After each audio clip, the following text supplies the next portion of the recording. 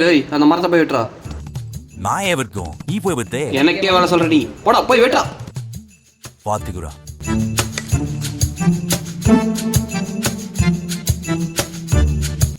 வெட்டியாச்சு, அடுத்த என்ன ஒன்றது? அந்த மரம் கொஞ்சம் வித்தியாசமா இருக்கு, அதை வெட்டிடலாமா? நீ வைக்கல மாட்டியா? ஏய் யாரா வேலை வாங்குற? நான் பாசுரா, நீ செருவன்ட்டு. போடா போய் வெட்டுறா. டேடி அங்க யாரும் ப்ரோ. பாஸ் அவன் கூப்பிட்றான பாருன்னு. டேய் யாரா நீ? டேய் கீஃபா. ப்ரோ ப்ரோ மரத்தை வெட்டுறீங்க, வேணாம் ப்ரோ.